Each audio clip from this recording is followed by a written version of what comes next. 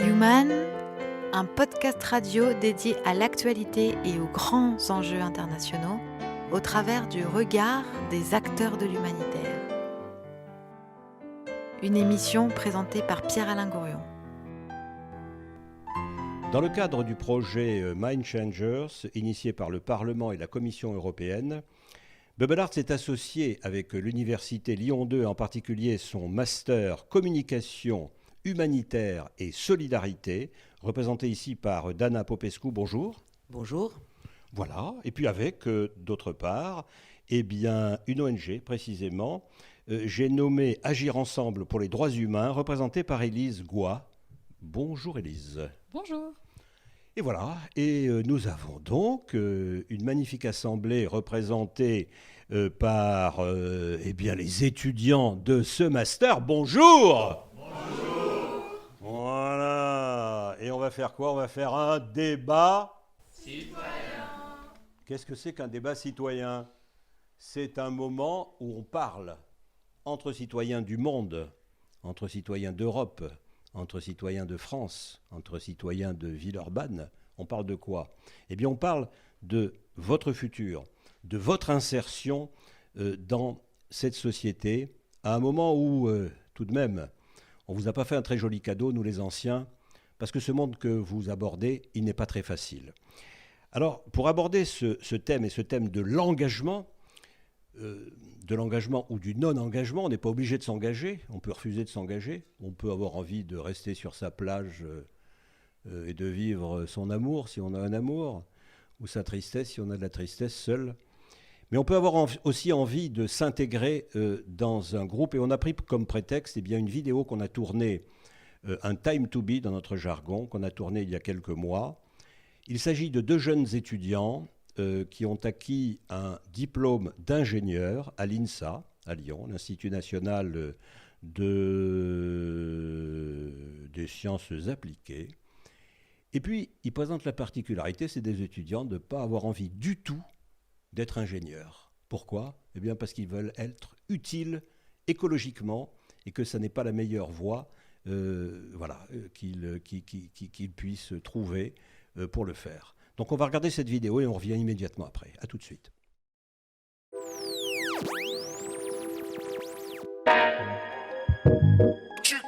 Je m'appelle Jeanne Doux, je suis une ingénieure un peu ratée et je ne sais pas trop quoi faire pour me trouver une utilité sociale dans ce monde un peu fou.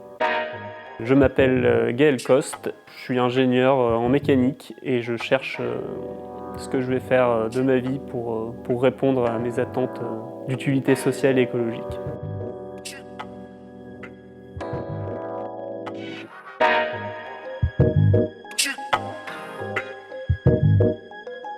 J'ai eu une scolarité normale, j'étais assez bonne élève. J'étais douée en mathématiques, du coup on m'a un peu toujours poussée mathématiques, école d'ingénieur. Alors je savais pas trop ce que ça voulait dire, ingénieur.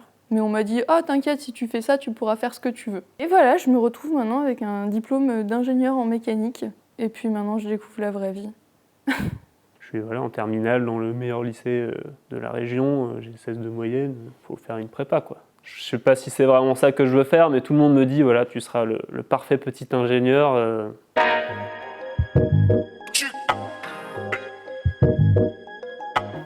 Ma formation d'ingénieur en mécanique, au final, je me rends compte qu'elle ne me correspond pas parce que j'arrive pas à lui trouver d'utilité sociale. Et quand je dis utilité sociale, je sous-entends utilité écologique parce que pour moi, c'est indécorrélable actuellement. On aura beau créer un monde égalitaire et tout ce qu'on veut, si on le détruit écologiquement, eh ben, il est où l'intérêt? On va tous mourir, quoi. En cours, on nous parlait rapidement du réchauffement climatique. J'ai envie que on arrête le chemin un peu destructeur, voire même de revenir à quelque chose de plus abondant, de plus beau. Et voilà, aujourd'hui, je pense plus aux petits-enfants, à une deux générations plus loin. Je me rends compte que c'est moi, quoi. C'est moi dans les prochaines années. L'enjeu, il est là, tout de suite.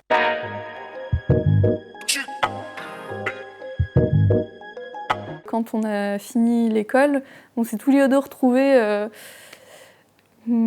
j'allais dire, arriver sur le monde du travail, mais au final, et à se dire, qu'est-ce qu'on fait pour être utile socialement dans ce contexte où le monde va mal, quoi. Du coup, c'est vrai qu'on s'est mis en retrait. Voilà, on est au chômage, on a la chance de toucher le chômage et du coup de pouvoir se poser. Et ça, je pense que ça a été, mine de rien, un élément un peu déterminant dans notre parcours, c'est qu'on avait la sécurité financière de pouvoir se poser toutes ces questions-là. Et ça, c'est vrai que je comprends que tout le monde ne l'ait pas. Et du coup, je pense que c'est d'autant plus important que nous l'ayons fait. Et du coup, on a regardé un peu ce qu'il y avait autour, quelles autres possibilités on avait. J'avoue que j'ai une petite attirance pour l'agriculture, parce que quand même, se nourrir, c'est le plus important. Donc quand on sent que le monde est un peu en situation de crise, la première chose à laquelle je pense, moi, c'est il va falloir qu'on mange. Si un jour on manque un peu de pétrole, on manque un peu d'énergie, je pense que ça va être important de savoir se nourrir à proximité. Je crois dans les 5 ou 10 prochaines années, il y a plus d'un tiers des agriculteurs qui partent à la retraite. Qui c'est qui va nous nourrir? Est-ce qu'on a envie que ce soit le peu d'agriculteurs restants qui s'agrandissent, qui est, oui ou non, des pratiques peu vertueuses écologiquement, qui assurent l'autonomie alimentaire du pays, ou est-ce que justement on veut soutenir des initiatives de jeunes gens, ou pas, qui décident de se lancer dans le monde agricole et de se dire on soutient ces jeunes parce qu'on a besoin d'eux. J'ai l'impression que l'être humain, c'est quand même une des rares espèces qui ne sait pas se nourrir toute seule. On lâche un humain dans la forêt, il ne va pas trouver à manger. Si on lâche un chien ou n'importe quoi d'autre, je pense qu'il arrivera à se nourrir tout seul. Pour moi, c'est un peu problématique. Et je pense que ça, c'est venu en assez peu de générations finalement, parce que quand je discute avec ma grand-mère, je me rends compte qu'elle, quand elle était petite, ils avaient une chèvre dans le jardin, ils avaient des poules, ils faisaient le potager. Elle sait concrètement faire à manger à partir de la nature, à partir de rien, quoi. Moi, sans supermarché, je sais pas trop faire. Je me suis dit, finalement, pourquoi pas l'élevage, parce que quand même, les chèvres, c'est vachement mignon. J'ai toujours eu faible pour les animaux. Notre chemin continue à se faire. Après, on se rend compte aussi que si on monte une ferme, c'est bien, on a un petit impact local, mais qui reste limité. Il ne faut pas s'arrêter à juste sa petite survie et qu'il y a un gros enjeu à faire pour tout le monde. Et j'envisage peut-être plus ça à une échelle un peu plus grande, peut-être l'échelle d'une commune, d'un département. En termes de politique agricole, je pense qu'il y a beaucoup à faire. C'est vrai que c'est compliqué l'insertion dans ce milieu. J'ai un projet autre que l'agriculture du coup maintenant. Enfin, dans le domaine agricole. Donc c'est la fabrication de machines et d'outils agricoles, à base le plus possible de matériaux de récupération en open source. Donc ça veut dire que les paysans et paysannes qui voudraient acheter ou bien construire les machines eux-mêmes auraient accès aux plans, donc pour pouvoir les réparer eux-mêmes ou les faire réparer par des tierces personnes compétentes. Donc un peu un moyen de donner la chance aux paysans de se réapproprier leurs outils et leurs savoirs. Il y a un potentiel projet de tiny house, c'est une maison sur roue. Ah oui, c'est sur une remorque. Et du coup, l'idée, ce serait de la poser le plus près possible de la ville et du coup de faire le moins possible de trajets en voiture ou le plus près possible de son lieu de travail.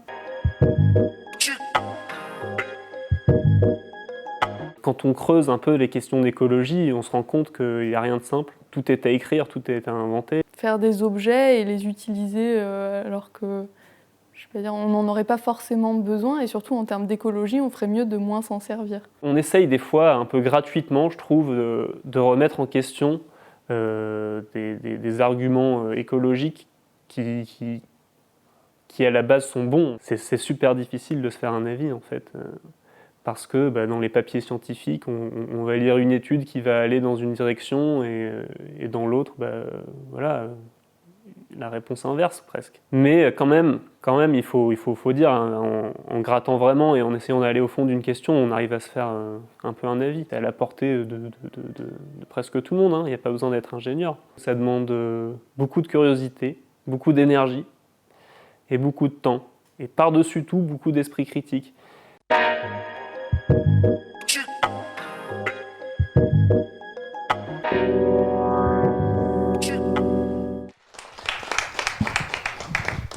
Alors on va revenir peut-être à ce qu'on a vu. Je pense à la vidéo et j'aimerais avoir des réactions sur ce que l'on a vu. D'accord ? Qui veut réagir là-dessus ? Bonjour, moi c'est Aneta. En fait, moi j'ai remarqué d'un point de vue général que quand je vois des vidéos de personnes qui veulent changer un peu de métier, surtout qui veulent aller dans l'agriculture, j'ai l'impression, enfin c'est peut-être moi qui suis un peu négative, je sais pas, mais qu'il y a un peu une utopie qui se crée et on a l'impression que c'est des métiers où il suffit d'être engagé, et d'aimer, je sais pas comment expliquer, mais l'agriculture c'est pas juste on aime la nature, on aime l'écologie, et le vrai problème des fois c'est il y a plein de personnes qui sont engagées, mais je trouve qu'on parle pas assez des problématiques qu'on trouve dans l'agriculture. Excusez-moi, je suis un peu émue. Et en fait, des fois on est engagé, mais c'est des métiers hyper difficiles. Et je pense qu'on parle pas assez de ça en France, de tout ce qui se passe. Et j'ai l'impression que des fois, ils sont... j'ai pas envie de mettre des catégories, mais les gens citadins, ils ont une vision en mode j'aurai ma chèvre, tout va bien, je vais me promener. Et la réalité, c'est que c'est des métiers très difficiles. Il suffit pas d'être engagé pour réussir. Et je pense qu'on devrait aussi parler de ça. Parce que... Est-ce que tu peux être plus concrète ? C'est des métiers où il y a de l'incertitude, on ne gagne pas forcément bien sa vie. Tout dépend des fois de la nature. La nature, c'est beau, mais la nature, c'est pas beau non plus. Par exemple, on crée des pesticides bio. C'est super, etc. C'est top. Mais on ne dit pas que c'est cher. On ne dit pas que ce sont quand même des pesticides et que ce qui vient de la nature, c'est... Je ne sais pas comment expliquer, c'est hyper profond et un peu philosophique, mais... on est trop dans une utopie de... on met pas assez on parle pas assez vraiment de ce que c'est que l'agriculture. Je pense qu'on devrait... Je sens que dans cette vidéo, c'est super et qu'il y a un vrai engagement, mais c'est pas... Pour moi, c'est pas... Ils sont trop dans une utopie dans leur façon de penser, ils connaissent pas forcément la réalité. Et j'ai l'impression que ça va... il y a beaucoup de citadins qui veulent faire ça et qui déchantent très vite en allant sur le terrain et qui finalement arrêtent. Parce que la réalité, c'est que c'est hyper difficile. Il ne faut pas compter les heures, il n'y a pas forcément de congés, il n'y a pas de vacances, il y a plein de trucs comme ça qu'on ne parle pas. Et je pense que le vrai fond, il est là et on devrait vraiment s'attarder sur ça et pas juste sur le côté. Il suffit d'être engagé, on va dans la nature et tout va bien, quoi. C'est ce qui manque, je trouve, aujourd'hui. Je ne sais pas si c'est clair. Ce qui est très clair, c'est l'émotion qui est derrière, en tout cas. D'autres interventions sur la vidéo toujours, en parallèle ou en contradiction avec ce que vient d'exprimer Aneta.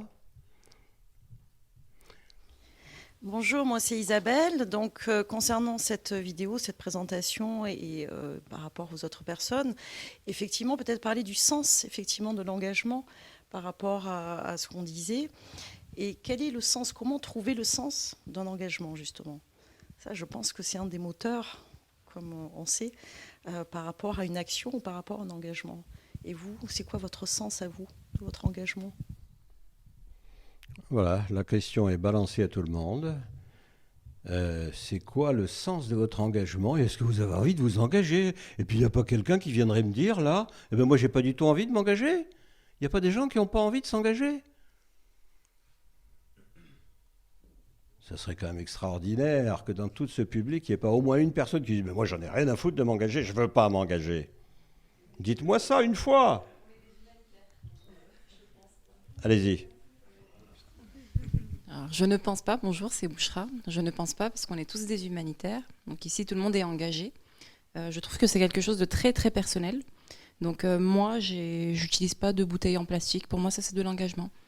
Je fais un master en humanitaire parce que ça va avec mes principes et mes valeurs. Et ça, pour moi, c'est de l'engagement.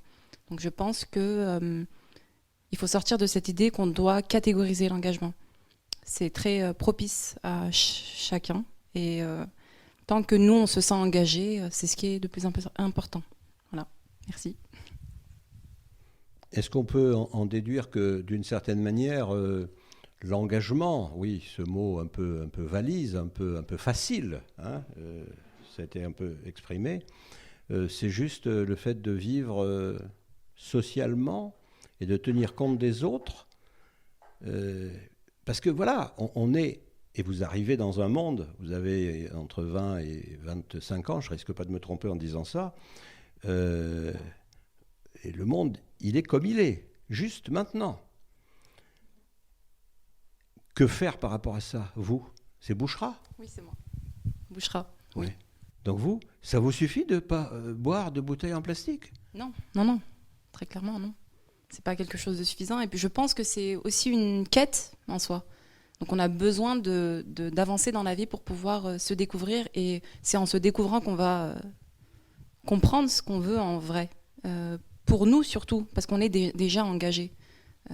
Moi, je ne pense pas qu'ici, même mon mémoire de l'année dernière, c'était sur la mutation des formes d'engagement. Pour moi, ça, c'était s'engager, parce que je parlais de l'activisme, du militantisme, du monde humanitaire et du monde politique, parce que c'est de l'engagement également. Dana, pour moi, elle est très engagée. C'est parce qu'il y a 3 ans, je l'ai rencontrée, et elle m'a dit « Je veux te voir en humanitaire dans 2 ans ». Et ok, elle m'a engagée, elle m'a peut-être donné cette possibilité de me découvrir. Et aujourd'hui, si je me sens à ma place, c'est légitime, c'est que je suis dans mon engagement légitime, tout simplement. Est-ce que tu peux détailler ton engagement personnel? Aujourd'hui? Oui, maintenant.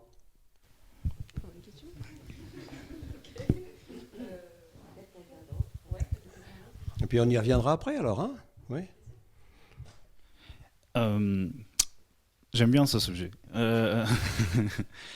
Pour moi, l'engagement toujours sert à quelque chose. Et l'engagement, c'est un terme qui sert à plusieurs concepts, bien sûr. Je fais un master humanitaire, je suis engagé, je vais continuer à travailler dans le truc. Par rapport à la vidéo aussi, ces étudiants ou ces ingénieurs. Tes engagements concrets à toi, c'est quoi? C'est contribuer à la justice. L'engagement écologique, ça veut dire mettre moins de pression sur le monde en développement. Le monde développé où on vit est capable d'en sortir au cas où, a des moyens à survivre. À survivre. Par contre, le monde en développement n'en a aucun moyen d'en sortir. Si jamais ils ont trop de problèmes écologiques, trop de problèmes de réchauffement climatique, autre chose, déjà ils meurent. Ça fait partie de la justice. Quand on est engagé ici, on contribue activement à la justice dans un autre endroit, bien sûr. Ok, d'autres... Raïm, je ne sais pas si l'engagement, on parle de l'engagement, je pense que même le fait que je prends le micro et que je parle, c'est un engagement de prise de parole.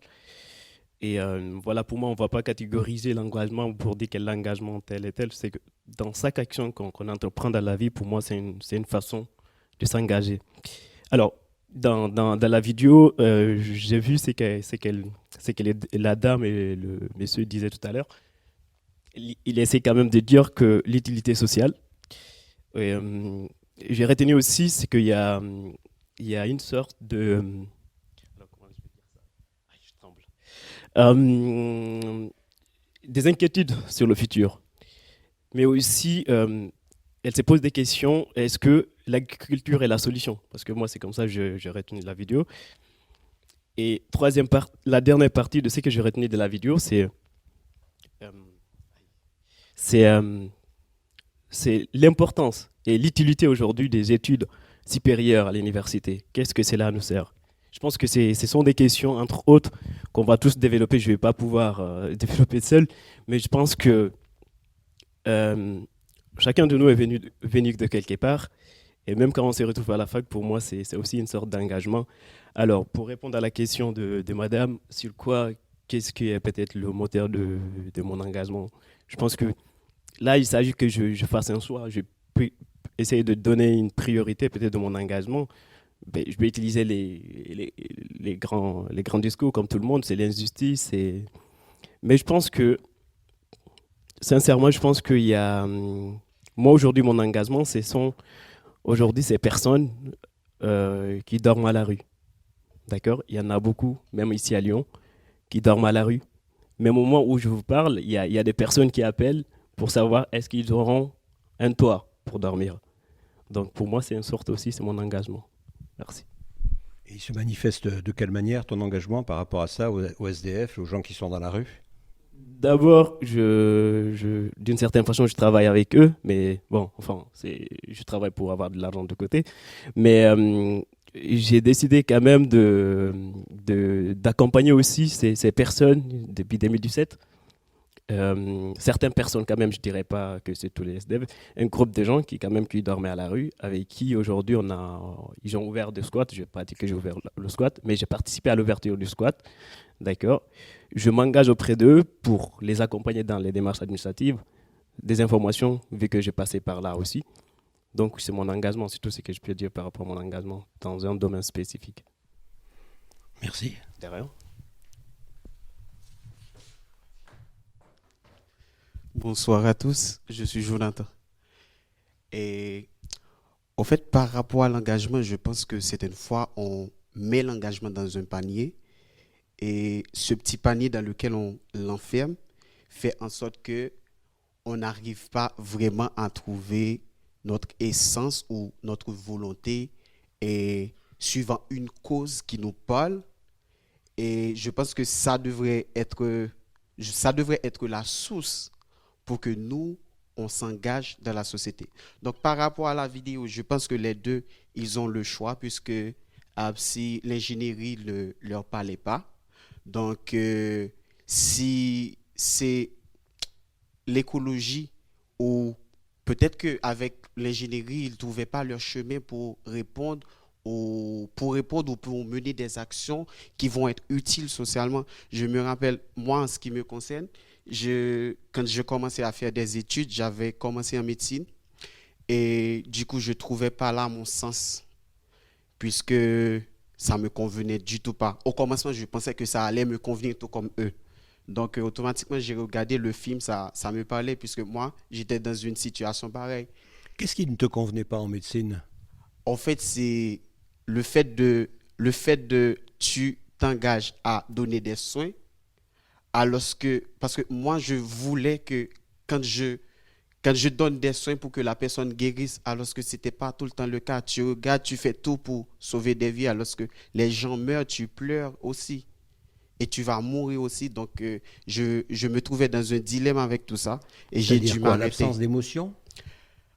Pas l'absence d'émotion, puisque les émotions, elles étaient vivantes. C'est que à chaque fois tu aides, tu fais des urgences pour que la personne reste en vie, mais du coup, tu n'y arrives pas. Et ça, je me remettais en question à chaque fois. Donc, Quand elle meurt? Oui. Oui. Mais tout le monde meurt. Tout le monde meurt, c'est évident, mais quand tu vis dans un pays où les dispositifs, les moyens n'y sont pas, alors que toi, tu fais des efforts manuels, mais tu n'y arrives vraiment pas. Donc, du coup, à chaque fois, ça te remet en question. Tu te dis, est-ce que ça, c'est ta place vraiment? Et du coup, j'ai fait une introspection et je voyais que ce qui était vraiment mon essence, c'était l'éducation. Et je m'étais dit, bon, comme je ne voulais pas faire l'éducation vraiment, les sciences de l'éducation pour tenir que la craie en main, donc je dis, si je fais la communication, ça va être une science transversale qui va me permettre d'être, non seulement être en accord avec moi-même en tant que personne, en accord avec mon engagement, mais aussi être utile, être plus utile en quelque chose qui me parle forcément. Voilà. Merci pour l'émotion quand ça passe. Merci pour l'émotion quand ça passe, parce que c'est comme ça qu'on accroche l'intérêt des gens aussi. Hein. C'est pas dans des discours intellectuels qu'on sait manipuler les uns et les autres fort bien, beaucoup trop bien. Et on ne sait plus partir de l'émotion. Donc merci pour l'expression des émotions et de vos implications personnelles, pas les généralités. Les généralités, on connaît tous. Des implications personnelles. Allez-y. Quelqu'un qui n'a pas encore parlé, peut-être. Des filles. J'ai pas vu beaucoup de filles. Je n'en ai pas entendu beaucoup encore. Bonjour, moi c'est Raphaël. C'est pour revenir plutôt sur la vidéo et en fait, je comprends. Enfin, je pense que au-delà de pas savoir dans la vie comment on peut s'engager, je comprends pas que eux, en tant qu'ingénieurs à l'INSA, ils soient incapables de savoir. Enfin, je sais pas trop comment dire, mais en fait, c'est comme il disait qu'il y a des pays qui n'ont pas les moyens de pouvoir s'engager ou pouvoir, par exemple, face à l'écologie, pouvoir s'investir, etc. Alors qu'en France, l'ingénieur, c'est typiquement le profil parfait qui est en sécurité et qui a les connaissances pour justement s'engager dans l'écologie. Et il y a pas une seule école d'ingénieurs, ou du moins de moins en moins, qui ne propose pas de filière écologique. Et j'ai des exemples autour de moi. J'ai énormément d'amis ingénieurs en fait, qui se placent là-dedans. Donc, par exemple, pour l'agriculture, il y a beaucoup de conseillers en agriculture qui prennent les difficultés du métier et qui essaient, tout en essayant de ne pas enfoncer un peu plus les agriculteurs, de les amener vers quelque chose de plus écologique, mais ensemble, et pas seulement tout reposer sur eux. Et le problème, c'est que ça, on ne le sait pas quand on est à moins d'entrer dans le secteur vraiment. Et du coup, je ne comprends pas comment ils sont arrivés à ne pas savoir comment s'engager en tant qu'ingénieur et vouloir s'engager socialement dans d'autres choses alors qu'ils ont toutes les clés pour le faire. Et je me dis que c'est vraiment un problème en fait qu'il y ait autant de choses qui soient faites aujourd'hui pour les faire s'engager et leur donner les clés pour qu'ils le fassent alors qu'ils sont au chômage et qu'ils ne se sont jamais posé les questions avant. Et... Est-ce que vous avez un peu l'impression, Bonjour Larsen, ça va? Larsen, tu as la parole. Est-ce que vous avez l'impression que ce sont des petits gâtés? Qui ont parlé dans la vidéo? Ouais. Non. Non, justement, déjà, il y a quand même des réflexions sur le fait qu'il n'y a que sa grand-mère qui peut faire pousser des carottes dans son jardin. Bon, c'était peut-être un peu limite, mais... parce que, voilà, mais non, mais je veux dire... C'est pas forcément eux, parce que si ils ont fait des études, ils sont ingénieurs et qu'ils se disent ça, ça veut dire qu'ils n'ont jamais eu l'information en fait. Et ça, c'est hyper problématique parce qu'il y a tellement.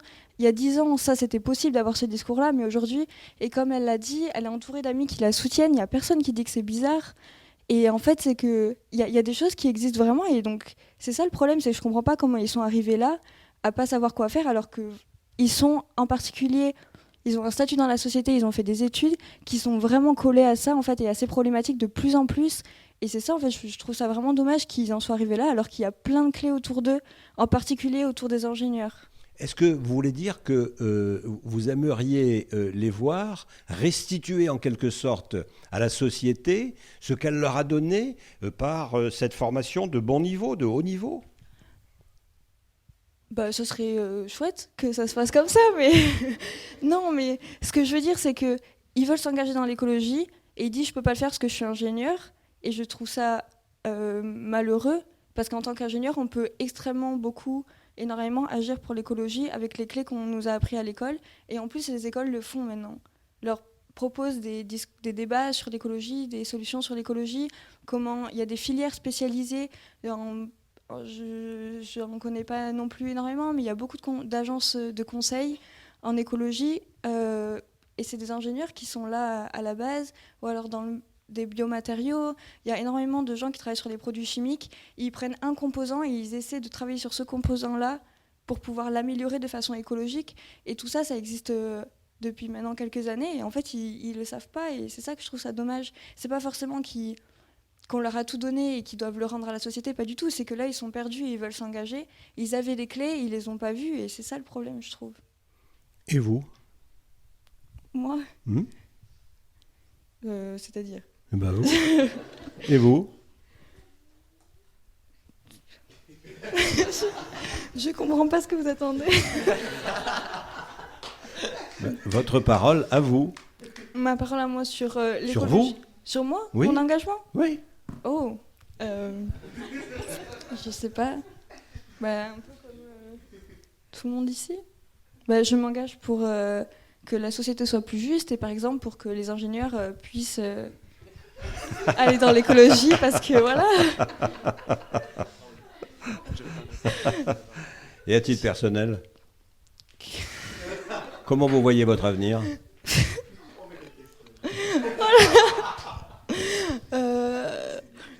Du coup, à travailler, allier ma profession et mon engagement ensemble. Comme ça, c'est rentable. Par exemple, ce serait quoi ?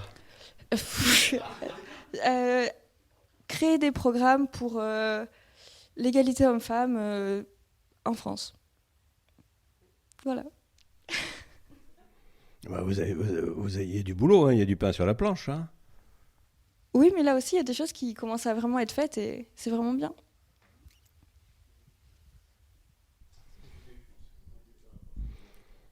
Allez, dès qu'ils n'ont pas encore parlé, des gens qui n'ont pas encore parlé, comme ça, que tout le monde arrive à exprimer un petit mot, un petit quelque chose, dans la direction que vous voulez.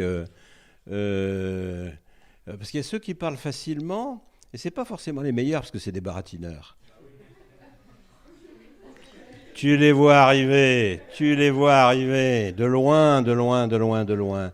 Donc moi, je veux des modestes, je veux des timides, je veux des qui se cachent. Qui est-ce qui se cache le plus? Il y en a qu'on ne voit même pas, tiens. Celle-là, on ne la voit même pas. Mais du coup, je vais prendre la parole, Alors, si vous me le permettez. Ah.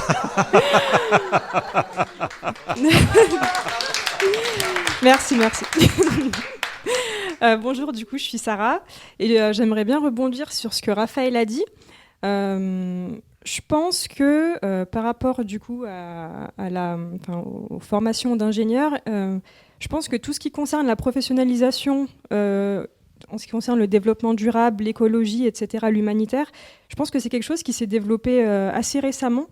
Et que nous aussi, en tant que jeunes, on a été assez formatés aussi par la société qui reste capitaliste et société de consommation.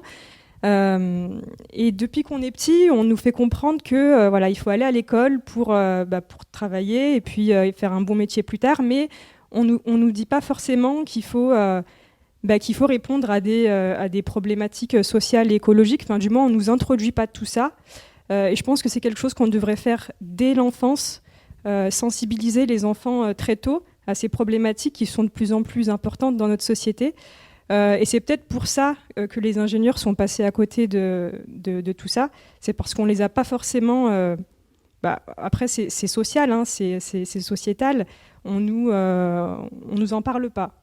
Et je pense qu'on devrait plus en parler, dès l'enfance en tout cas. Et vous? Mon engagement? Moi, c'est à peu près comme tout le monde. Je fais de l'humanitaire. Ah mais non, c'est pas comme tout le monde. Vous n'êtes pas tous pareils. Vous n'êtes pas des moutons. On se ressemble quand même pas mal. Je pense qu'on se ressemble pas mal. Enfin, moi, mon engagement, du coup, je pense que je l'ai tiré de mon éducation, de l'éducation que j'ai reçue de la part de mes parents. J'ai toujours voulu faire un métier où je me sentais utile. Et pour moi, faire cette formation-là, c'était un moyen de me sentir utile. Voilà. Et donc, vous allez vers quoi? J'aimerais bien travailler dans l'urgence humanitaire. Voilà. Parce que je suis sensible aux injustices, comme Amro l'a dit. Je sais que c'est un travail de fond à faire, qu'on peut pas, on peut pas claquer des doigts et puis tout rentre dans l'ordre. C'est un vrai travail de fond et je pense qu'on revient à cette histoire d'éducation des gens. Mais ça commence, je pense que ça se démocratise et c'est une bonne chose parce qu'on fait face aussi à toutes les problématiques écologiques. Du moins, on se rend compte que le futur est quand même incertain et pas très sûr pour les générations à venir. Voilà. Vous vous sentez armé psychologiquement pour affronter des situations d'urgence, par définition violentes? Pour le moment, je me construis. J'en suis qu'au début. Peut-être que je vais changer d'avis d'ici quelques années, je ne sais pas. Mais en tout cas, je me fais mon expérience personnelle et puis en fonction de ce que je vivrai, je verrai bien. Voilà. Pour botter en touche, vous êtes assez fort, hein, tu les as bien formés. Hein. Ils savent botter en touche, mais c'est une merveille, des vrais avocats, dit.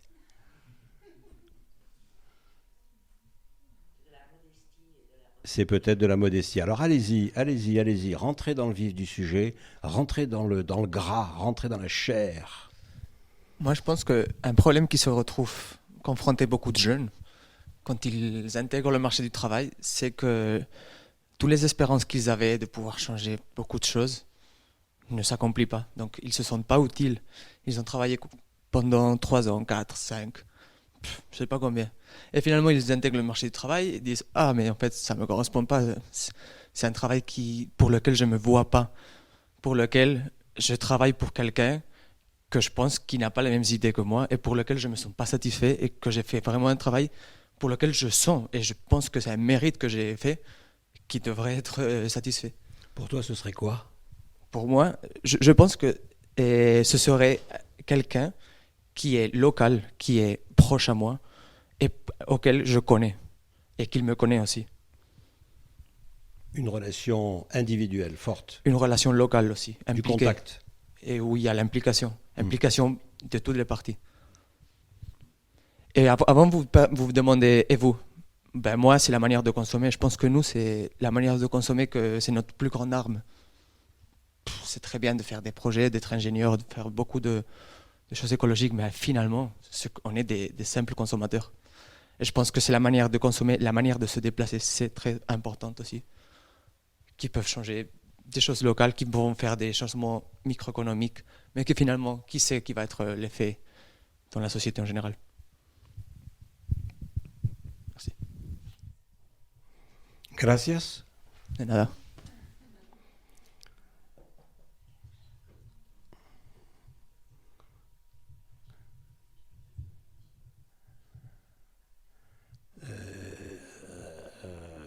Dès qu'ils n'ont pas parlé, voilà. Après, je laisse le micro à quelqu'un qui n'a pas parlé. Non, mais pour ça, je trouve que c'est super intéressant aussi, si jamais, vu que généralement notre patron, il va être plus âgé que nous, donc il est dans la génération d'avant, il y a beaucoup de gens plus âgés qui disent « on a fait un monde horrible, les jeunes, vous allez le changer et tout ». Et sur l'engagement, je trouve ça un peu nul, parce que déjà, ils vont encore vivre au moins 40 ans, du coup, ils pourraient encore agir.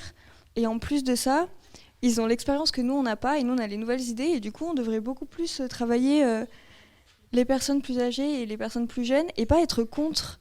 Nous, on est très militants, et maintenant, on change le monde, et eux, c'est plus non, on a déjà essayé, nous, ça n'a pas marché, nanana, alors qu'au final, on devrait beaucoup plus avoir une bonne relation entre les générations, et que ce soit moins qu'ils nous apprennent et qu'ils prennent en compte aussi ce qu'on dit beaucoup plus. Il y en a beaucoup qui sont comme ça aussi, ça s'améliore, mais il y en a encore beaucoup qui disent que maintenant, c'est les jeunes qui font, et donc du coup ils ne s'impliquent pas du tout dans l'engagement justement, ou alors les jeunes qui pensent que les vieux ne changeront jamais, et donc du coup il n'y a aussi aucune relation alors qu'on peut prendre l'expérience des personnes plus âgées.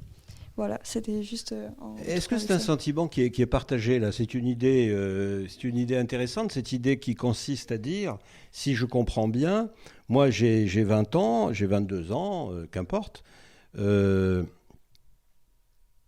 si je parle avec des gens de 40 ans, de 45 ans, ils me renvoient à ma jeunesse en me disant « c'est toi, jeune, qui va changer le monde, c'est pas moi. Moi, je suis déjà cuit, quoi. » Vous avez ce sentiment? C'est un sentiment que vous partagez, globalement? C'est rigolo, parce que de l'autre côté, c'est l'inverse. Dana, un micro, oui. C'est rigolo, parce que de l'autre côté, on voit l'inverse. Donc on se dit, vous n'êtes pas engagés du tout, et puis nous, on est les vrais engagés. Et vous vous en foutez. C'est marrant, ça. Eh bien, moi, je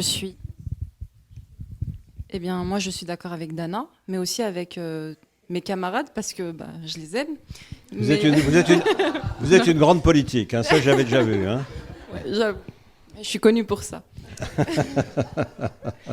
Moi, je pense qu'on a besoin d'une société qui soit organisée avec une jeunesse, en fait. On a besoin de quelque chose de juvénile. C'est-à-dire que je pense qu'on devrait travailler en transversal. Moi, je vois énormément la différence, rien que dans notre promo. Quand je compare avec les années précédentes, cette année, on est beaucoup plus, on va dire, dans la communication interpersonnelle, et ça nous fait avancer, parce qu'on prend l'avis de, on va dire, nos supérieurs, on met ce qu'on sait. On est tous issus de licences complètement différentes ici. On a, j'en sais rien, de la sociologie, on a de la com, on a plein d'autres trucs, des DUT, rien à voir. Chacun met de soi. On prend aussi l'avis des supérieurs, supérieurs vis-à-vis de l'âge, etc., du statut social, etc. Et finalement, on fait un super bon boulot. Donc je pense que c'est pas eux qui pensent qu'on n'est pas engagé ou nous qui pensons qu'ils veulent de l'engagement de notre part, etc. Mais c'est plutôt un engagement mutuel en fait. On a besoin de vous et vous avez besoin de nous, aujourd'hui surtout. Voilà. C'est parce que je vous aime. Si on était à l'église, je dirais Amen. Chez nous, c'est Amine.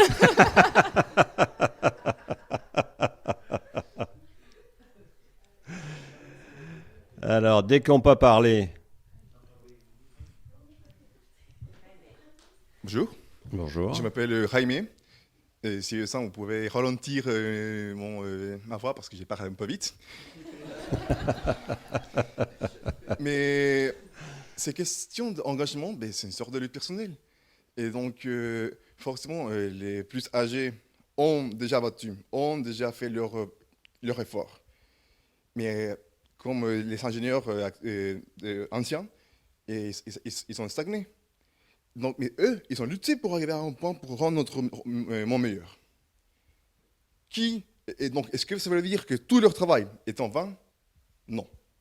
Ce sont les générations futures de prendre le relais et de s'engager et de trouver les solutions que le monde a besoin maintenant pour rendre un monde meilleur.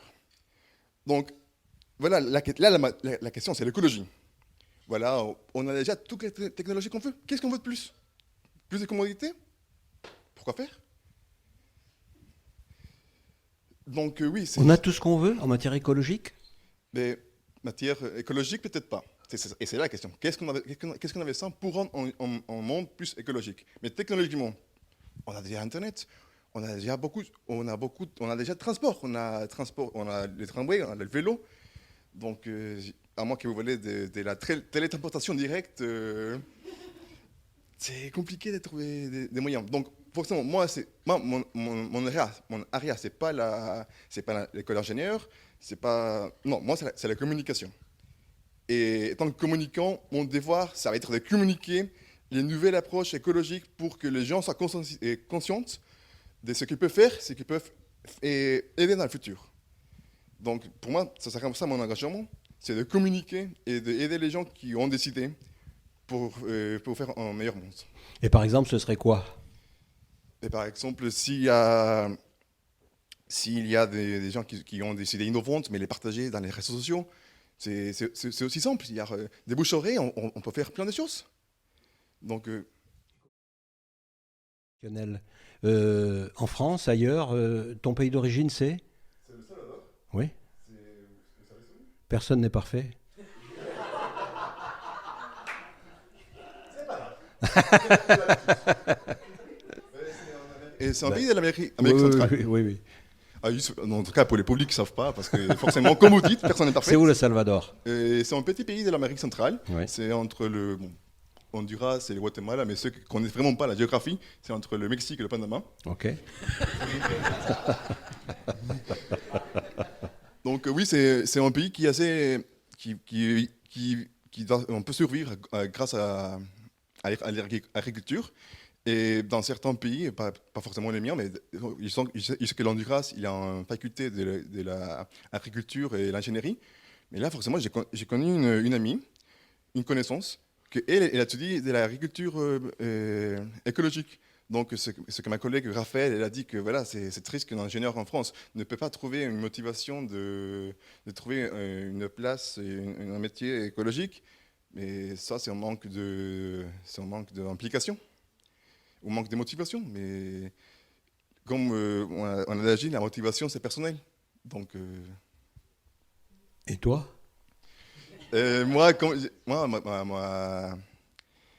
Ma motivation c'est d'aider les gens en communiquant leurs idées, en communiquant les projets qu'ils veulent faire. Dans l'idéal, ça pourrait être quoi?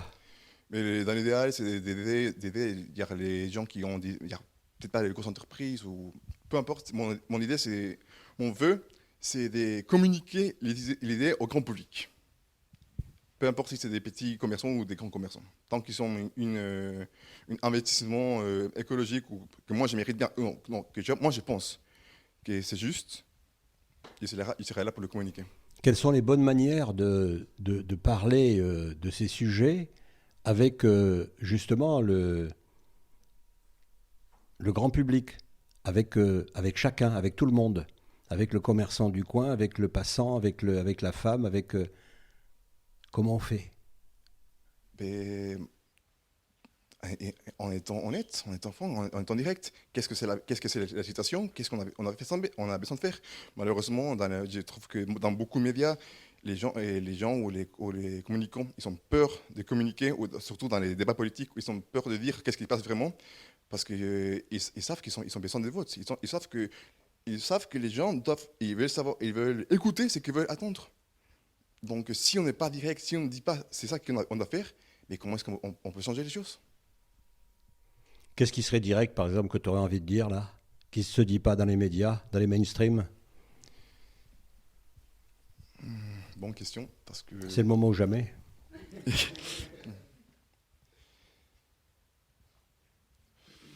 C'est un sujet qui revient à la politique.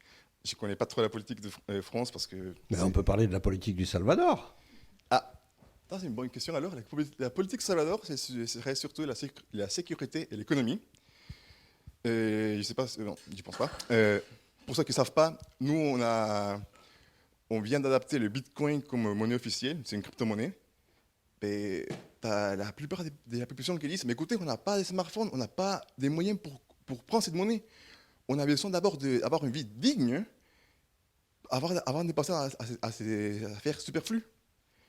Donc, si on adapte ça, si on n'a pas une mode de vie stable, voire pour vivre, on peut, voilà, le mot c'est pas survivre.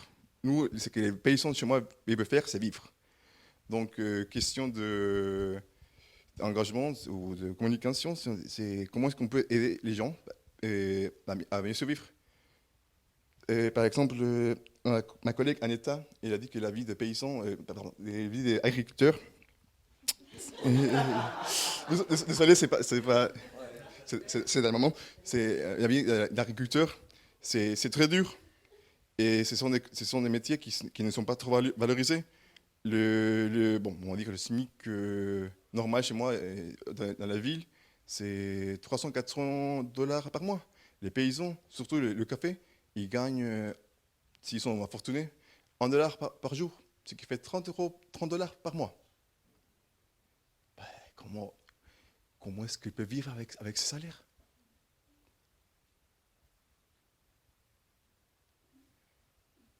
Et j'imagine que ici en France, forcément, c'est pas le même salaire, mais c'est là.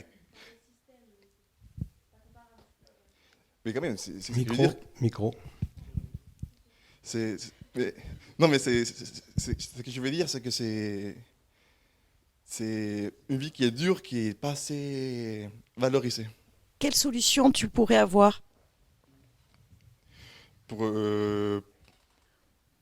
justement je sais pas, des bonnes pratiques ou toi, ce que tu veux faire dans ton engagement et par rapport à ce que tu nous dis? Bon, là, on s'est un peu éloigné par rapport à l'écologie. Non, on est en plein dedans. Ok. Mais non, parce que moi, c'était plutôt économique, mais là, pour aider les gens, et les pays et les agriculteurs, ça serait déjà d'augmenter leurs ressources basiques, c'est-à-dire qu'ils peuvent ils peuvent payer l'eau, l'électricité, ils peuvent manger un peu plus que des tortillas et des haricots rouges. Ça serait donc pour augmenter déjà les salaires minimums. Et si ça devrait faire des sacrifices par rapport à d'autres salaires, bon, c'est un peu un débat politique, mais ça serait juste. Par exemple, je vais reprendre l'exemple de chez moi. Nous, on a la facilité d'avoir de l'eau dans les tuyaux. C'est une facilité, on ne paye pas cher. Alors que les gens au champ, ils n'ont pas cette ressource. Ils n'ont pas les petits tuyaux qui vont relier l'eau.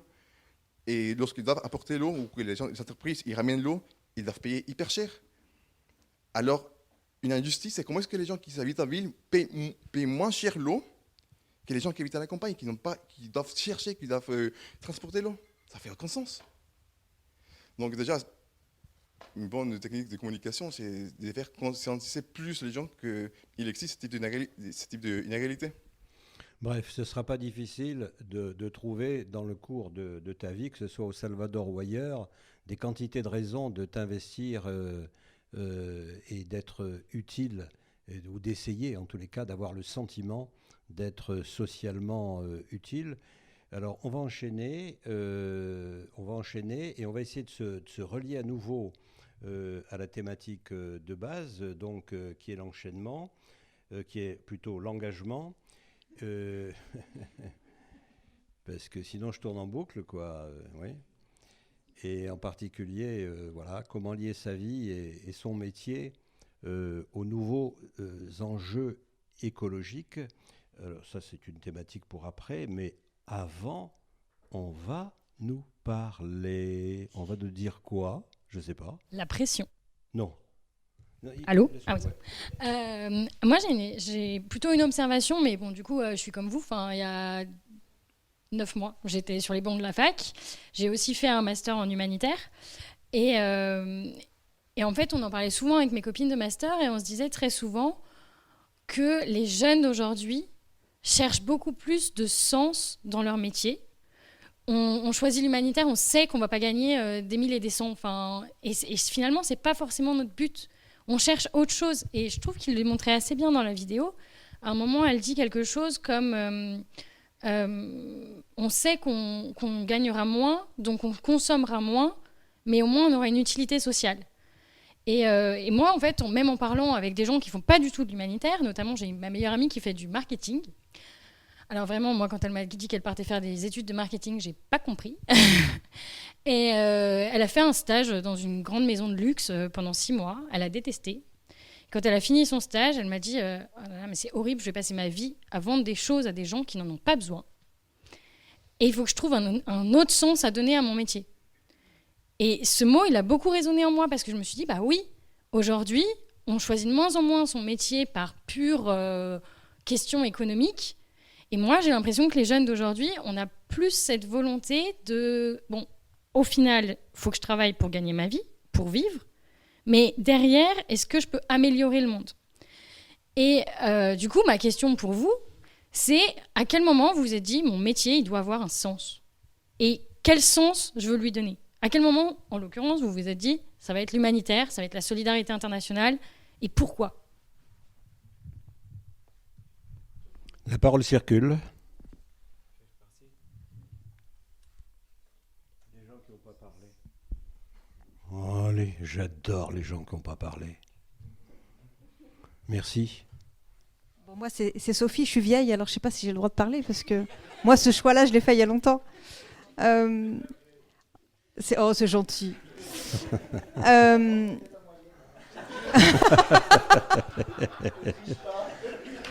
C'est ça l'engagement, c'est un point de plus. Moi, cette question-là, je me la suis vraiment posée en fait. J'avais fait des études de sciences politiques et en fait, je me suis posé vraiment cette question au moment où j'étais dans une école qui préparait, j'étais à Sciences Po Paris pour pas les nommer, qui préparait au grand concours administratif.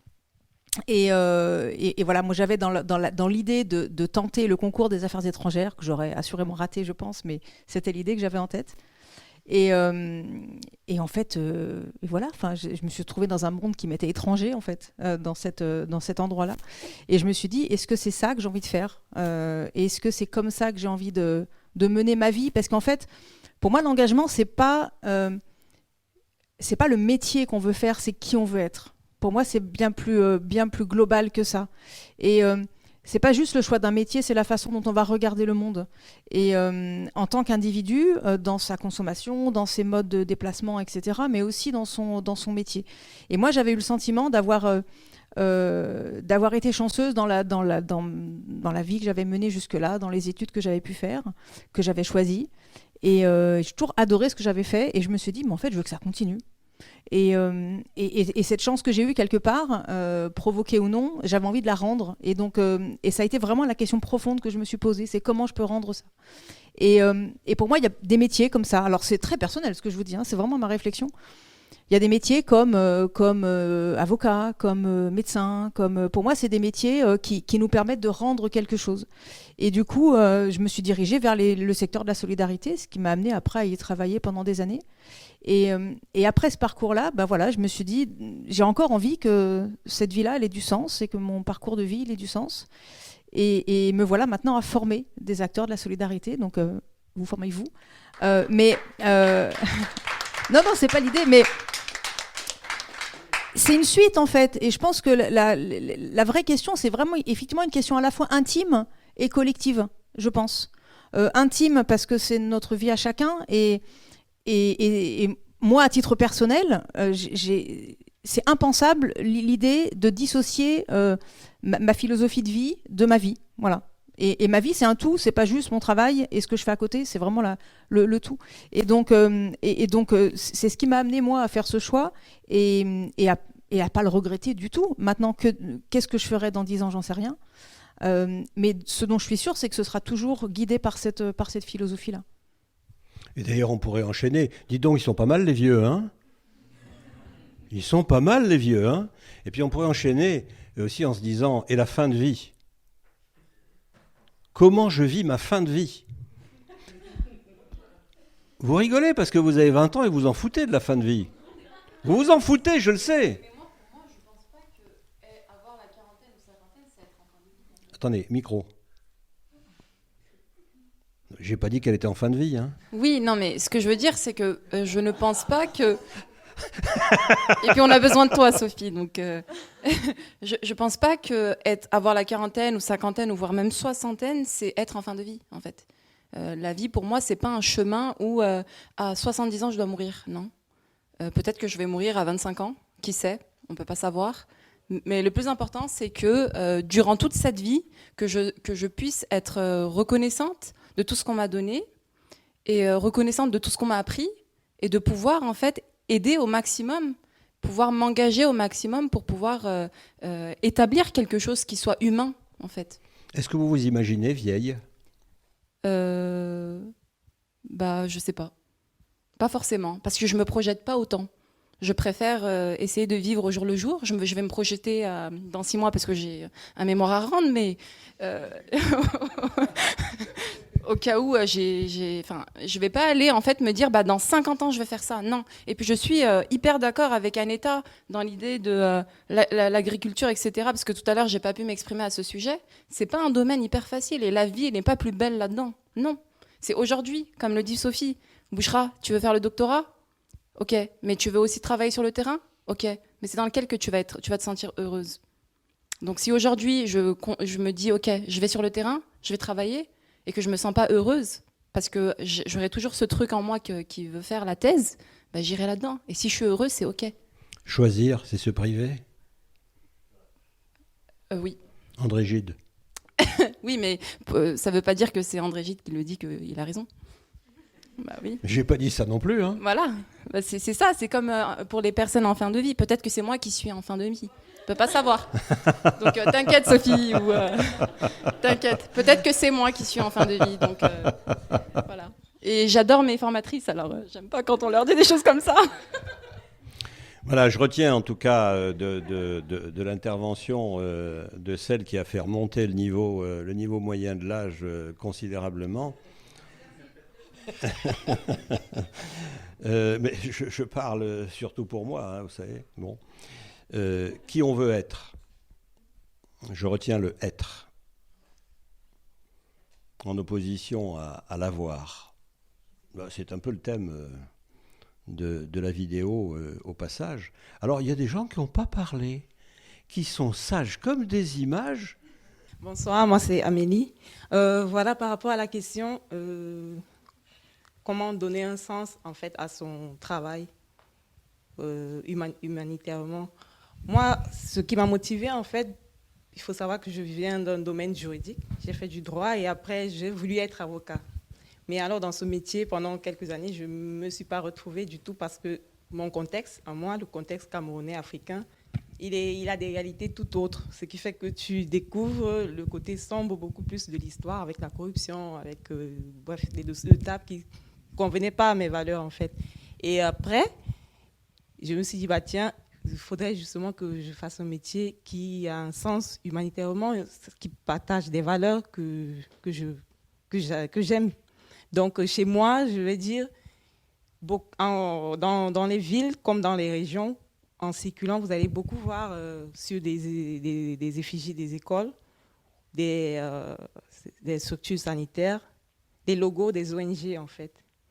Et ça interpelle beaucoup plus parce que quand tu vois ça, tu te dis mais pourquoi il y a ce logo en fait, avant de connaître le monde humanitaire, la réponse va te dire c'est un projet financé par la Banque mondiale, c'est construit par tel, mais et l'État, qu'est-ce que nous et on alors, fait quelle est la en fait réaction, pardon de vous couper, quelle est la réaction, Amélie, de la jeune fille, j'imagine, camerounaise? C'était dans quelle région du Cameroun?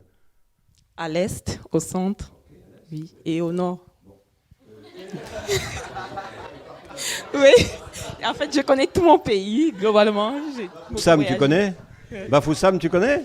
Tout le Cameroun, je connais Bon. toutes les 10 régions et plusieurs villes dans toutes les 10 régions. Et donc, quelle est la réaction de la jeune fille quand elle voit ces ONG?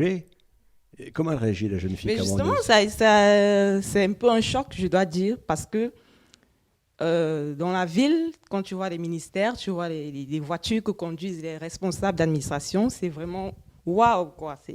Mais après, quand tu vois les institutions, Ils ont tous des 4x4, c'est ça? Voilà, des 4x4, exactement. Ouais.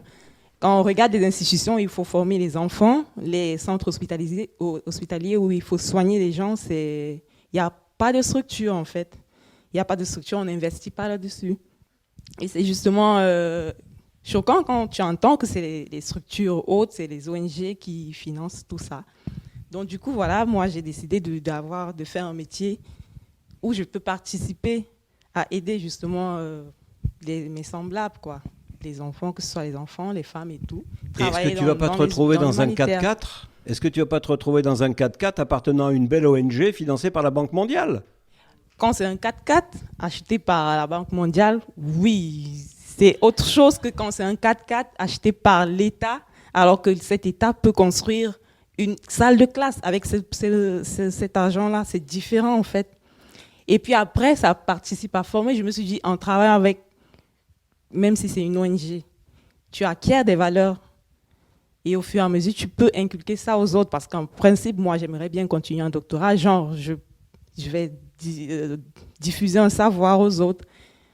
Et ça participera peut-être à lutter contre la corruption, à limiter ces maux. Parce que justement, toi qui es d'un pays, c'est toi qui dois être le premier à protéger tes semblables. C'est pas toi qui dois dilapider.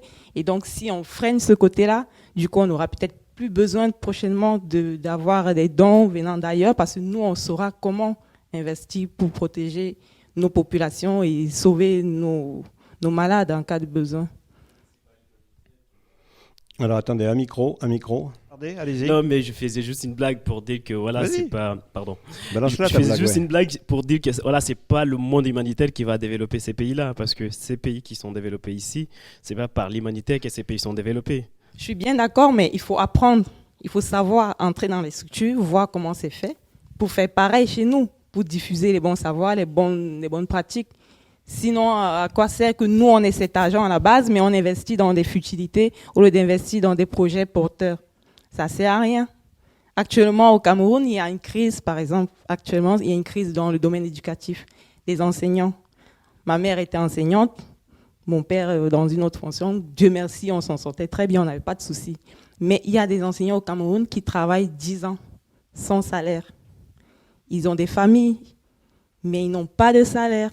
Il y a des enseignants qui travaillent même s'ils sont minimalement payés. Il n'y a pas de structure, il n'y a pas d'infrastructure où éduquer ces élèves. Ils sont assis à même le sol ou sur des pierres. Pendant que d'autres en ville, ils portent des grands costumes, ils roulent dans des gros 4x4 et ils pilotent des projets éducatifs de santé et tout, mais ils savent bien qu'il n'y a pas tout ça. Donc du coup, c'est un contraste, c'est un grand contraste. Et moi, j'aimerais participer à éduquer d'une certaine manière, même si après, tu ne peux pas tout faire, mais je préfère être du côté de ceux qui luttent pour que ça avance que de ceux qui, voilà, lambinent.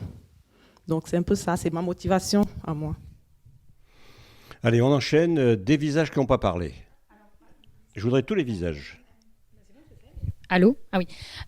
Merci du coup Amélie pour ta réponse. Mais du coup, ça m'a relancé sur une autre question à vous poser. Amélie, en l'occurrence, elle a fait le choix de s'engager de manière par son métier. Mais ce débat, il a vocation à être public. Et du coup, ici, tout le monde a fait le choix de s'engager par son métier, en l'occurrence. Mais si vous deviez parler au grand public, qu'est-ce que vous leur diriez si aujourd'hui, je sais pas, oui, on peut être ingénieur et être engagé, et comment on s'engage en dehors du fait de faire des études d'ingénieur spécifiques dans une question d'agroécologie ou je sais pas quoi. Donc voilà. Donc ma question, c'est qu'est-ce qu'on conseille au grand public pour s'engager dans la vie de tous les jours quand on est, je sais pas, maîtresse d'école, caissier de supermarché, peu importe quoi, n'importe quel job. Vas-y, continue. Moi, c'est Anaëlle. Pour moi, je pense que du coup, il faut d'abord s'écouter et surtout, moi, j'apporte une grande différence entre l'écoute et s'entendre, parce que tu peux entendre sans écouter. Alors là, c'est parti, hein, mais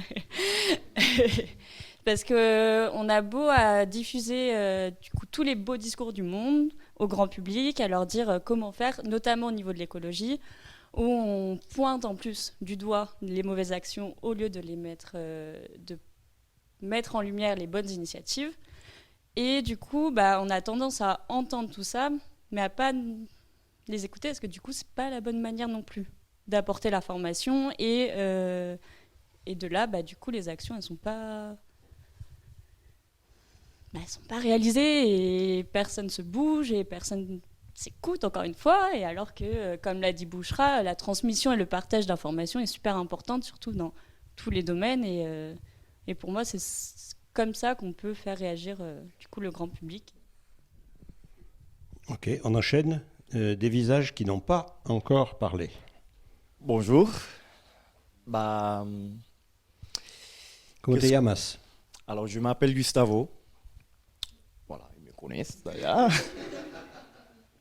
Et c'est marrant parce que déjà, ça fait quelques mois que, je sais pas, je prends la parole en cours, les gens ils rient et les gens ils s'amusent.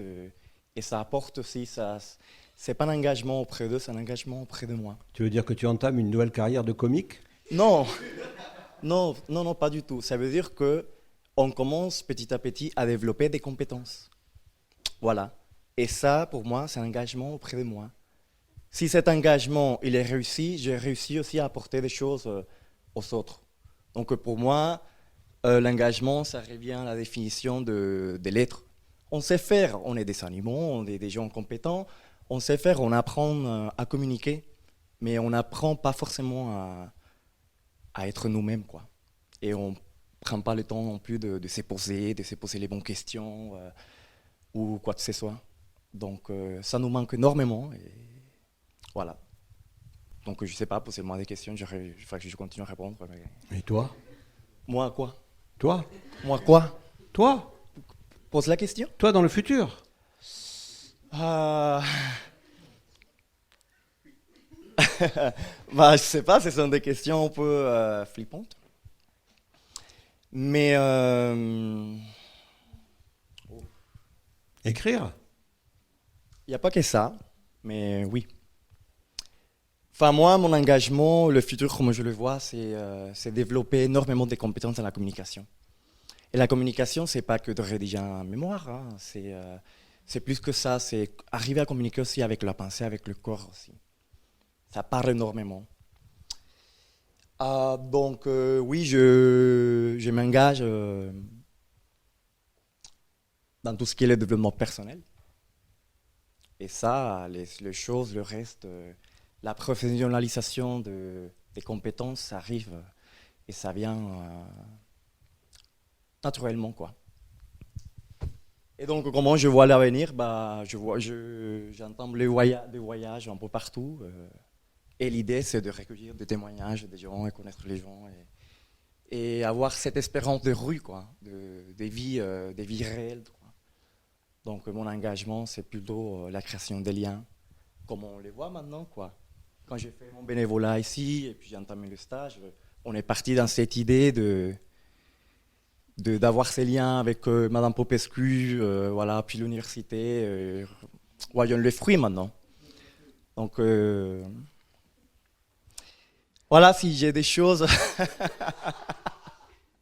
parce que c'est compliqué un peu de prendre la parole aussi, bon, bref. Mais... hein? Ouais, oui.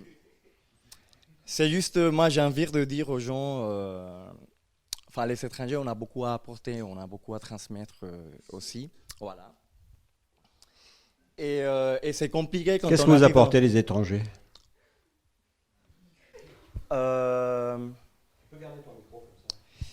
Qu'est-ce qu'on a apporté? Ok, je vais mettre comme ça, je parle à tous et je vois tous. Qu'est-ce qu'on a apporté? Nos différences en fait. Du moment où on sait comment transmettre ces différences, on arrive vraiment à établir des bonnes conversations, des belles échanges. Et c'est là où on voit la richesse des cultures, la différence. Et c'est là où on se remet aussi en question parce qu'on apprend aussi du retour, soit négatif ou positif des autres. Donc, voilà, je suis reconnaissant.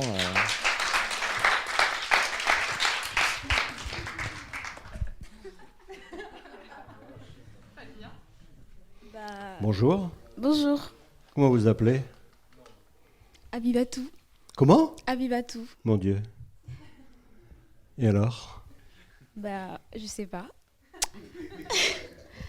Pour revenir en fait à la question de l'engagement, moi je pense que c'est vraiment un truc personnel. Ça n'a pas de prix. Du fait même de se sentir en fait utile pour une société ou de poser des actions concrètes en faveur des personnes qui sont vulnérables, c'est une forme d'engagement.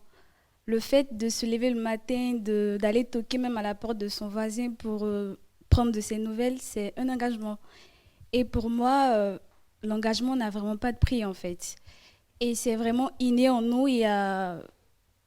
Je pense que chacun de nous a été influencé par quelque chose. Si aujourd'hui on se retrouve tous dans un master humanitaire, je pense que c'est parce qu'on a envie d'agir en fait. On a envie de changer quelque chose, on a envie d'impacter en fait les autres générations. Et moi, je dirais que ma présence en fait dans ce master a été influencée en fait par pas mal de choses. Notamment, j'ai fait en fait une licence en marketing, communication humanitaire, marketing publicité dans mon pays. Et c'est quel pays? En Côte d'Ivoire. Et du coup, d'après l'intervention de Élise, le master en fait en marketing, je me trouvais pas en fait là-dedans. C'était vraiment un truc économique, capitaliste en fait, c'est-à-dire vendre un produit pour des personnes qui n'ont vraiment pas besoin de ça. Et je ne trouvais pas en fait cet intérêt-là. Et moi, j'ai été influencée tout de même par mes amis, par ma famille. Parce que je voyais en fait mes amis, après le cours, ils étaient en fait impliqués dans des mouvements de mobilisation, dans des projets vraiment sociaux. Et moi, après les cours, je rentrais en fait chez moi. Après les cours, je rentre chez moi modestement et tout. Je me suis posé la question, mais qu'est-ce que je ferais en fait pour les générations en fait? Qu'est-ce que je ferais en fait pour moi-même? Parce que c'était pas en lien avec mes valeurs, avec mes convictions. Du coup, je me suis dit, il faut que j'agisse en fait. Au travers des différentes actions auxquelles j'ai participé, je me suis dit là, je pense que je trouve ma voie. Je me sens vraiment bien. J'arrive à partager quelque chose. J'ai créé en fait un sentiment d'appartenance. C'est agréable en fait quand après une action et que tu vois les visages s'illuminer et que les personnes te disent merci beaucoup. Tu n'as pas de récompense, mais le fait que la personne se sente déjà bien dans sa peau et sait que tu lui as apporté quelque chose de positif, ça fait changer en fait. Et je me suis dit, c'est ça en fait pour moi. Je ne suis pas destinée à être dans le marketing. Pour moi, c'est d'aider et d'impacter positivement au travers de ce que ma famille m'a donné comme valeur, au travers de ce que moi-même personnellement je veux en fait. Voilà. Alors moi, je vais mettre les pieds dans le plat.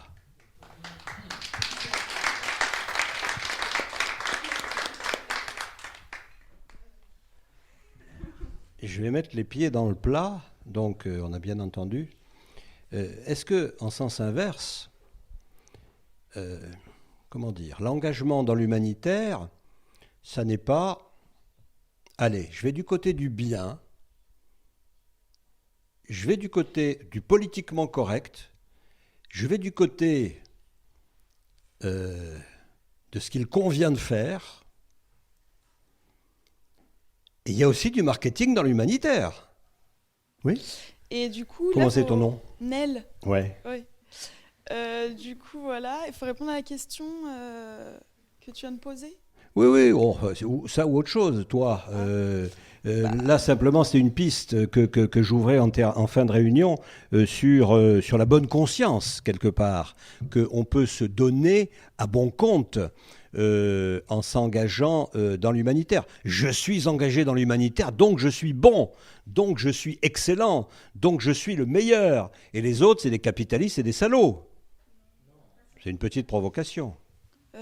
Moi, justement, en fait, l'année dernière, j'avais envoyé... j'avais un peu cette impression que c'était ça. Je me suis rendu compte l'année dernière et du coup, j'avais un peu envoyé une lettre pour plus faire le master. Parce que je me suis dit, mais en fait, l'humanitaire, j'avais cette impression que c'était ça, vouloir sauver le monde, vouloir tendre la main, vouloir changer le monde. Et en fait, au final, je regrette pas ce que j'ai fait cette année. Parce que je me suis rendu compte que c'était pas vouloir changer et qu'après on pouvait s'approprier notre propre vision des choses et que du coup on voulait pas changer le monde mais on pouvait améliorer les choses et aussi c'était à petite échelle. Et moi par exemple j'ai pas du tout confiance en moi quand on doit parler comme ça me stresse. Mais en fait du coup moi il y a 1 an et demi je me suis mise à faire du sport mais à faire beaucoup de sport et en fait je me suis rendu compte que c'était une discipline dans laquelle j'étais bien, j'étais épanouie et je me suis rendu compte que ça m'avait fait devenir quelqu'un que je ne savais pas que je pouvais être. Et je me sentais bien, je me sentais forte, j'oubliais tout, j'étais bien. Et c'est là qu'après je me suis dit, mais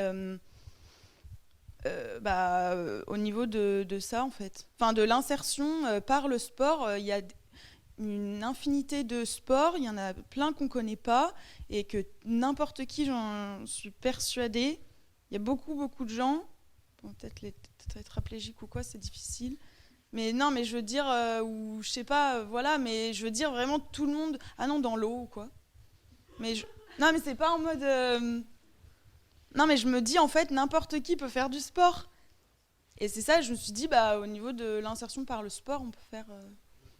quelque chose quoi en fait et tous les moyens sont bons. Oui voilà. Tous les moyens sont bons. Et voilà c'est ça. Il y a. Je cherche mon cheminement. J'ai 20 ans, j'ai 21 ans, j'ai 22 ans. Je cherche mon chemin. J'ai 25 ans, peu importe. J'ai 80 ans, peu importe. Je cherche mon chemin. Et je le trouve ou je le trouve pas. Ça peut être le sport, ça peut être l'humanitaire, ça peut être la communication, ça peut être... Allez, on enchaîne avec des gens qui n'ont pas encore parlé. J'adore les gens qui n'ont pas encore parlé. Comme ça, on va voir tous vos visages. C'est magnifique. Allez, Raja. Bonjour, moi je m'appelle Raja, du coup. Et j'allais parler de ce que vous venez de dire au sujet du marketing et de tout ça. Alors pour ma part, je suis... 3, 2, 1, 2 secondes. Je pense que dans l'humanitaire et dans n'importe quel domaine, il faut faire preuve de transparence. Et pour motiver les jeunes et les vieux, peu importe, je pense qu'il faut... Il faut être honnête et parler des faits et effectivement jouer peut-être sur les émotions parce que c'est ce qui fonctionne, c'est ce qui nous fait agir et je pense qu'on l'a tous vu ici, tout le monde agit, on s'engage parce qu'il y a une histoire ou quelque chose, une émotion qui a été déclenchée. Et du coup, quel que soit l'âge, je pense que le plus important, c'est de faire preuve de transparence et d'honnêteté, et que ce soit dans l'univers des ONG ou du marketing. Et vous ? Moi, mon engagement, il est lié à l'humain. J'aime les situations d'urgence. Alors quand je dis j'aime les situations d'urgence, c'est un peu paradoxal, mais disons que j'interviens dans les situations d'urgence et J'ai un gros problème avec la solidarité internationale parce que c'est toujours dans le sens unique du nord vers le sud avec le sauveur blanc et blabla. Et je veux m'éloigner de tout ça. Donc, Sud-sud même pas. Humain vers humain. Humain. Peu importe, c'est ça. Et donc la santé particulièrement parce que la santé, on n'en a qu'une et elle est identique chez tout le monde. Et donc c'est ce qui m'anime. Allez, il reste encore au moins 3 personnes qui n'ont pas parlé. Moi, j'aimerais voir tous les visages. Vraiment, ça serait une réussite pour moi que d'arriver à faire parler tout le monde. C'est aussi un exercice qui n'est pas évident, évidemment. Hein. Et merci de bien vouloir jouer le jeu. Allez, ouais, c'est super. Tu vas voir, c'est le début d'une carrière. Allez, on l'encourage. Bonjour.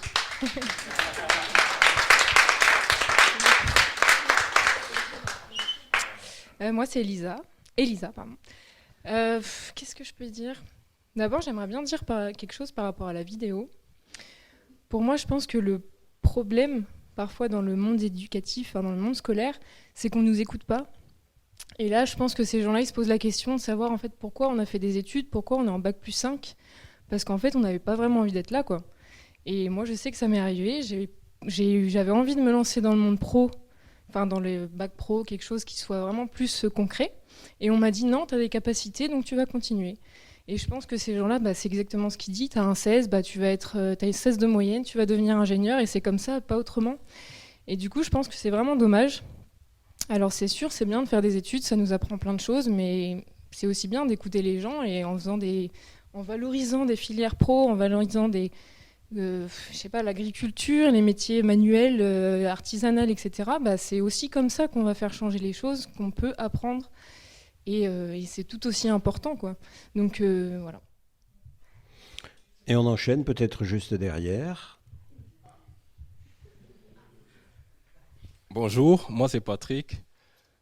Franchement, moi j'ai une vision assez pessimiste en fait de la société. Franchement, j'ai fait une licence en sciences politiques et en fait j'ai vu à peu près comment est-ce que les décisions politiques étaient prises et tout. Du coup, en fait, j'ai décidé de m'orienter vers l'humanitaire et j'ai constaté également que les humanitaires n'ont pas de réel impact en fait sur les décisions politiques. Donc, je suis un peu, je sais pas, je suis un peu déçu en fait. Je sais pas trop quoi faire en fait. Voilà. Après, concernant mon engagement, j'aime bien les problématiques en rapport avec les droits humains. Je suis pas trop porté vers l'humanitaire en fait. J'ai pas l'impression qu'ils ont un réel impact en fait sur la société. Du coup, voilà. On a vraiment des raisons de désespérer. On ne va pas se le nier.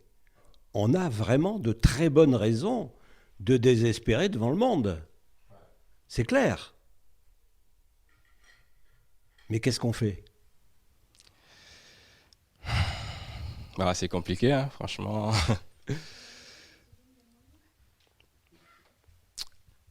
Franchement, de mon côté, personnellement, j'essaie d'être écolo déjà.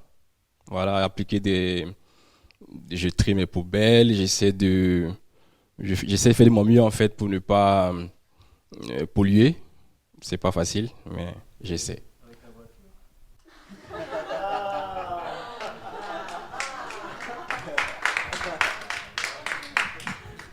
Je l'utilise seulement quand c'est nécessaire.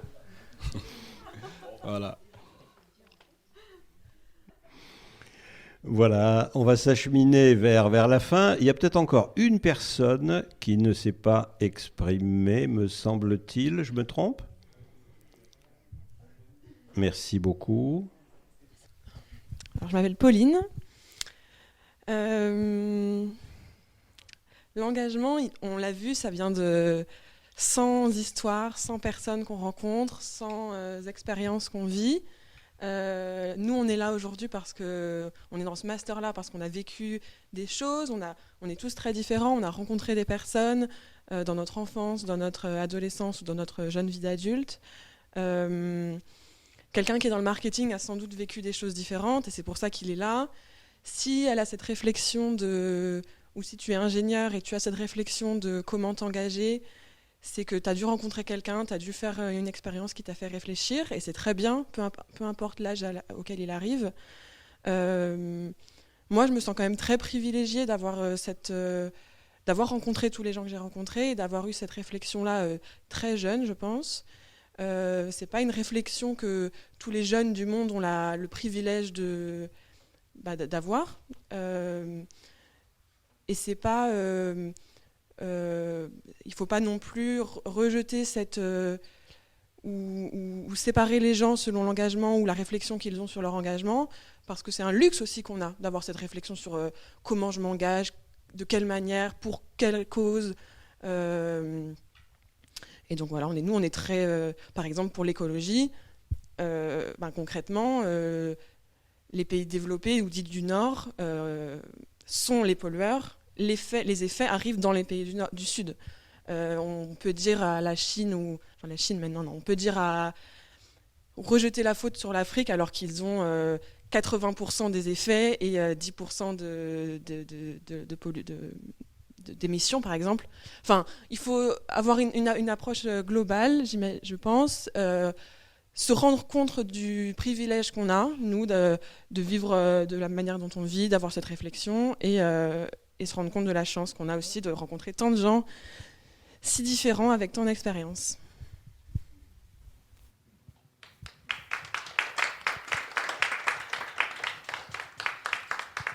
Non, je pense que tout ce que vous avez dit, c'est vraiment génial. Génial, de point de vue, je sors mes tripes et je parle avec mes tripes, je suis impliquée. En fait, ce que je retiens à moi, c'est ça. C'est je suis là, vous êtes là. Je pense à ce que je fais. Ça aussi, c'est très important. Esprit critique, ils avaient parlé de l'esprit critique, on n'a pas tellement parlé, mais en fait l'esprit critique vous l'avez prouvé par vos paroles. Et puis modèle, très important aussi dans l'engagement, qui on regarde autour de nous, pourquoi, qu'est-ce qu'on retient de ces personnes-là, et puis empathie. L'engagement sans l'empathie, ça n'existe pas. C'est-à-dire que justement, je m'engage pour les autres, je ne m'engage pas pour moi. Je m'engage pas pour que je me sente bien. Oui, je suis bien dans une situation d'engagement, mais ce n'est pas la raison pour laquelle je m'engage. La raison pour laquelle je m'engage, c'est de voir l'autre, de l'écouter et de lui apporter quelque chose, ce dont il a besoin. Donc l'engagement, c'est tout ça. Mais effectivement, est-ce que c'est important de parler d'engagement, Pauline ? Est-ce que c'est important ? Finalement, ce qui est important, c'est vraiment d'agir, de faire des choses. Je sais que je suis une personne engagée, vous le savez aussi. J'ai changé de pays, j'ai changé d'époque, j'ai changé de métier. Et puis, je suis restée, c'est-à-dire que l'engagement, il reste. Que je sois dans une dictature communiste, que je sois journaliste, que je sois enseignante à la fac, que je sois avec ma famille, ou que je sois avec vous, ou que je sois avec mes amis. C'est un continuum. C'est notre positionnement par rapport au monde.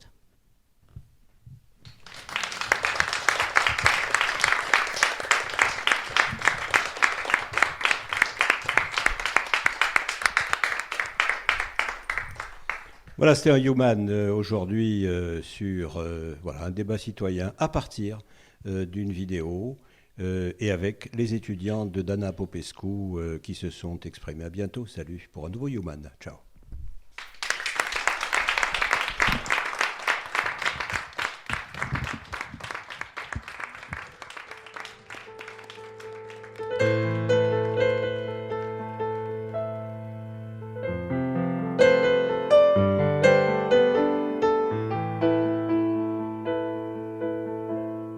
Human, un podcast radio dédié à l'actualité et aux grands enjeux internationaux au travers du regard des acteurs de l'humanitaire. Une émission présentée par Pierre-Alain Gourion.